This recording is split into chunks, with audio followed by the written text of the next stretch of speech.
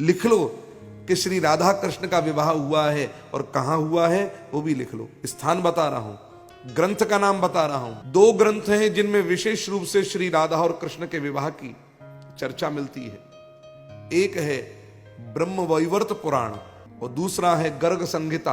अब ब्रह्म वैवर्त पुराण में भी, अब मैं केवल प्रमाण के रूप में एक श्लोक कहूंगा, इतना तो हम पर बिलीव कर सकते हो कि बिना प्रमाण के हम कोई बात नहीं करेंगे। और भी कुछ लोग हो सकते हैं जो ग्रंथ का नाम ले ले लेकिन उस ग्रंथ में वो चीज ना मिले। लेकिन जिस परंपरा से मैं हूं वहां पर मैं ग्रंथ का नाम ले रहा हूं तो ग्रंथ में है। फिर भी केवल चावल का एक दाना देखना होता है तो एक दाना चावल का प्रमाण के रूप में देख लो। नारायण। कृष्णेन सह राधायाः पुण्ये वृंदावने वने विवाहं कारयामास विधिना जगतां विधिः।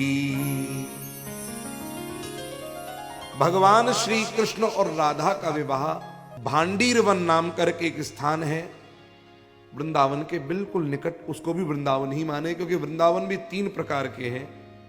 एक वृंदावन तो पंचयोजन में वास्ती वनम में देह रूपकम, जहां बांके बिहारी विराजमान है।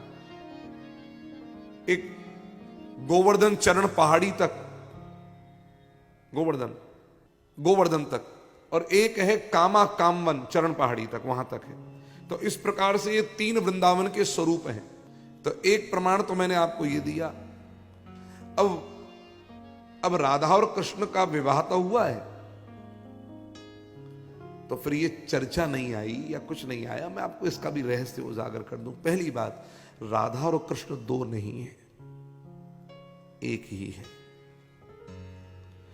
एक ज्योति के दो प्रकाश, एक दीपक से दूसरा दीपक प्रज्वलित कर दिया, वही राधा कृष्ण है।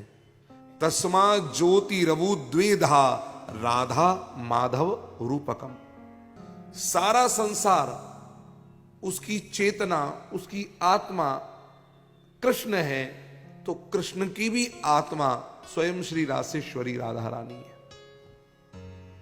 सबका आधार यदि कृष्ण है तो कृष्ण का भी आधार श्री रासेश्वरी राधा रानी है। आत्मा तु राधिका तस्य तयैव रमणा दसौ, स्कंद पुराण के प्रमाण है। स्कंद पुराण में भी आपको प्रमाण दे रहा हूं कि दोनों एक हैं ये तत्व का। और विवाह का प्रमाण ब्रह्मवैवर्त और गर्ग संहिता। स्वयं ब्रह्मा जी ने भांडीर वन में राधा कृष्ण का गठजोड़ा करा करके फेरे करवाए हैं, विवाह करवाया है, माला पहनवाई है।